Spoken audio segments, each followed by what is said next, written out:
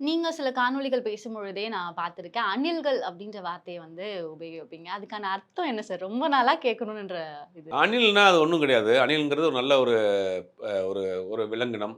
அது ராமருக்கு குடுத்ததெல்லாம் கதை கேட்டுருப்போம்.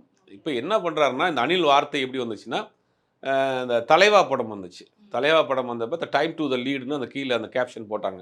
போட்டோனே அப்ப அதிமுக ஆட்சி. அந்த அம்மா பயங்கர கடுப்பாயிட்டாங்க. கோவமாயி இந்த படத்த ரிலீஸ் பண்ணக்கூடாதுங்கிற அளவுக்கு அது ஒரு பெரிய பிரச்சனையா போச்சு. அப்புறம் என்ன பண்ணாங்கன்னா, இவங்க எஸ்ஏசியும், விஜயும் போயி அந்த அம்மா குடநாட்டுல ரெஸ்ட்ல இருந்தாங்க. அப்ப போய் பார்த்துட்டு அவங்கள்ட்ட அதுவும் ரொம்ப நேரம் காக்க வச்சு, பார்க்க வச்சாங்கன்ற தகவல்லாம் இருக்கு. அப்புறம் பார்த்துட்டு அவங்க ஒரு வீடியோ போட்டாங்க. விஜய் இப்படி கைய கட்டி பேசிட்டு இருப்பாரு ஒரு வீடியோ. நாங்க என்னைக்குமே யாருக்கும் எதிரி கிடையாது.